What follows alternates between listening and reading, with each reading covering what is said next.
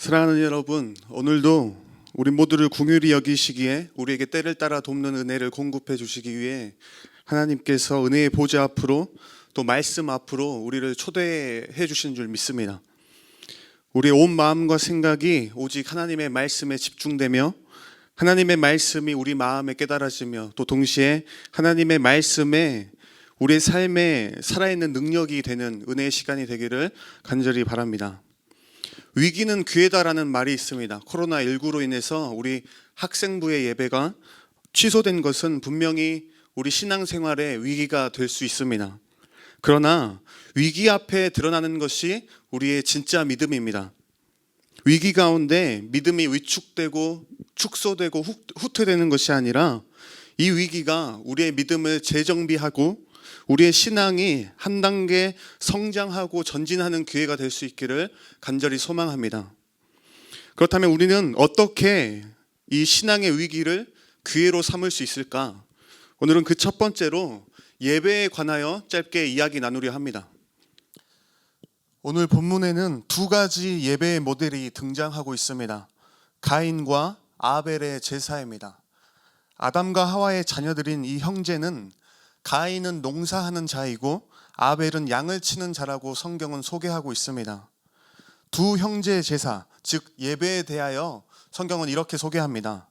본문 3절 말씀에 세월이 지난 후에 가인은 땅의 소산으로 제물을 삼아 여호와께 드렸고, 두 번째 아벨의 제사는 4절 말씀에 아벨은 자기도 양의 첫 새끼와 그 기름으로 드렸더니 여호와께서 아벨과 그의 제물은 받으셨으나, 겉으로 보기에 가인과 아벨의 제사에는 별다른 차이가 없어 보이지만 사실 가인과 아벨의 제사에는 엄청난 차이가 존재하고 있습니다. 그 차이는 무엇일까요? 4절과 5절 사이에 여호와께서 아벨과 그의 제물은 받으셨으나 가인과 그의 제물은 받지 아니하신지라. 두 제사의 차이는 아벨의 제사는 하나님께서 받으셨지만 가인의 제사는 받지 않으셨다는 것입니다. 실로 엄청난 차이입니다. 가인과 아벨이 드렸던 제사는 오늘날 우리가 드리는 예배와 같습니다. 예배 곧 오직 한 분 하나님께 기쁨과 영광을 드리는 것이죠. 그러나 아벨의 예배는 받으셨고 가인의 예배는 받지 않으셨다라고 성경은 분명하게 기록합니다. 우리가 알 수 있는 사실 한 가지, 우리의 예배가 하나님께 온전히 드려질 수 있지만 우리가 하나님께 드려지고 있다고 믿는 우리의 어느 예배는 하나님께서 받지 않으실 수도 있다는 사실입니다. 우리가 매 주일 모여서 열심히 찬양팀 연습하고 기도하고 말씀 듣고 말씀 나눔을 통해서 내가 드리는 학생부 예배가 하나님께서 드려지는 예배인가? 우리는 한번 깊이 점검해 볼 필요가 있습니다. 특별히 모이지 못하며 영상으로 예배드리는 지금 이 시간들을 통해서 우리의 예배들이 어떠했는지 무엇보다 깊은 점검과 고민이 필요한 것 같습니다. 이를 위해 우리가 발견해야 하는 것은 왜 가인의 예배는 하나님께서 받지 않으시고 아벨의 예배는 받으셨는가 하는 것입니다. 분명 두 명의 예배는 큰 차이가 없었습니다. 본문 말씀에도 정확한 정답은 기록되어 있지 않습니다.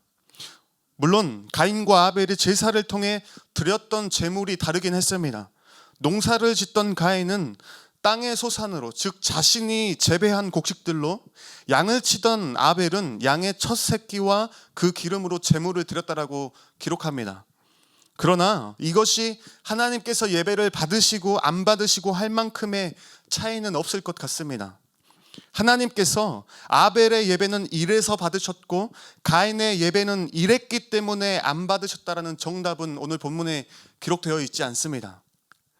그러나 하나님께서는 신약 성경의 히브리서의 저자를 통하여 가인과 아벨이 드렸던 두 예배의 차이에 대한 정확한 해답을 우리에게 알려주셨습니다. 히브리서 11장 4절 말씀에 믿음으로 아벨은 가인보다 더 나은 제사를 하나님께 드림으로. 그렇습니다. 가인과 아벨이 드렸던 두 예배의 차이는 믿음이었습니다.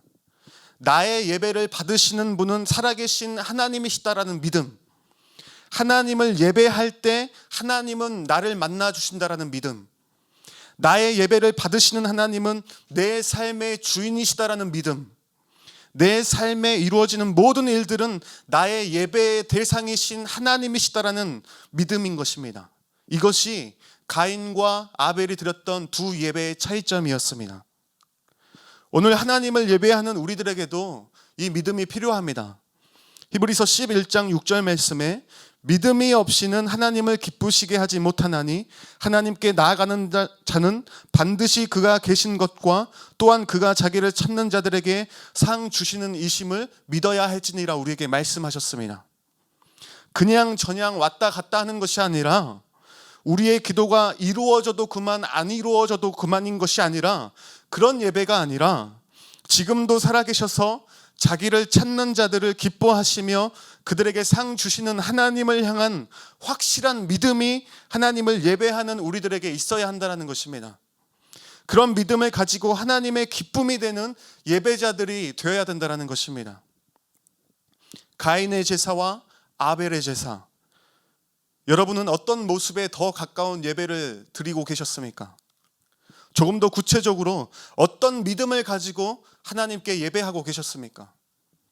그냥 주일날 교회 오는 게 당연해서 가족들 따라왔습니까? 친구들 만나러 왔습니까?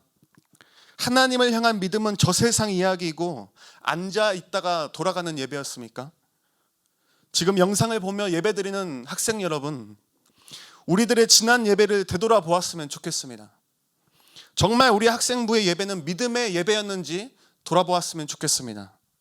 하나님이 기뻐하셨던 아벨처럼 하나님을 향한 우리의 믿음이 넘쳐나는 그런 예배였는지 생각해 보았으면 좋겠습니다. 가인의 예배가 정말 실패했던 이유가 무엇인지 아십니까? 본문에 이어지는 6절입니다. 여호와께서 가인에게 이르시되 내가 분하여 함은 어찌 됨이며 안색이 변함은 어찌 됨이냐. 여러분, 하나님께서 가인에게 질문하고 계십니다. 왜 기분이 안 좋냐고 질문하고 계십니다. 여러분, 하나님께서 모르셔서 물어보시는 것일까요? 믿음으로 드리지 못해 그의 제사를 받지 않으셨기에 가인의 얼굴이 똥 씹은 표정인 것을 하나님이 모르고 계셨을까요? 알고 계셨습니다.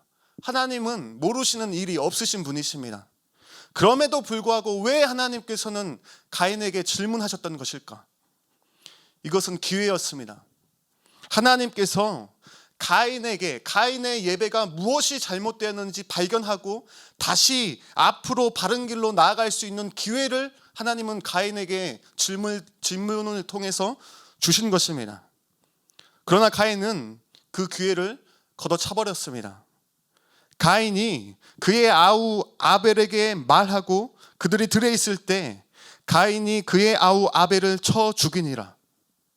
결국 가인은 동생 아벨을 죽이며 인류 최초의 살인을 저지르고 하나님으로부터 저주를 받게 됩니다. 사랑하는 여러분, 말씀을 마무리하겠습니다. 익숙한 것들로부터 멀어졌을 때 비로소 우리는 소중함을 느끼게 됩니다. 그동안 우리는 예배의 홍수 속에 살아왔습니다. 우리의 공간에서 멋진 찬양팀과 좋은 음향시설, 추울 때는 따뜻하고 더울 때는 시원한 예배의 공간. 그러나 그 예배들이 정말 하나님께서 받으셨을 만한 예배였는가? 여러분들의 믿음이 정말 하나님이 기뻐하셨을 만한 믿음의 예배였는가? 되돌아보는 시간이 되기를 바랍니다. 가인에게 주셨던 기회, 어쩌면 하나님께서는 그 기회를 우리에게 주시는 건지 모르겠습니다.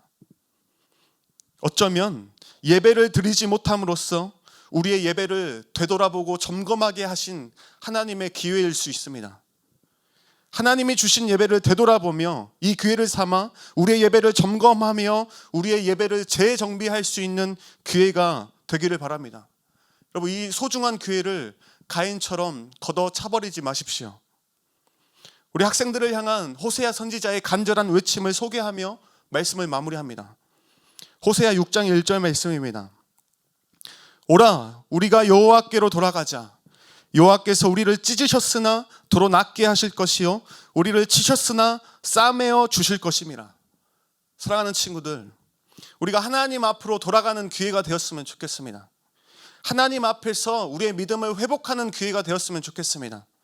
하나님을 향한 믿음의 예배를 회복하는 기회가 되었으면 좋겠습니다. 그리하여서 우리가 다시 모여 하나님을 예배할 때 이전에 없었던 더 큰 기쁨과 더 큰 믿음을 가지고 하나님 앞에 온전히 올려지는 우리의 예배가 되어지기를 간절히 소망합니다.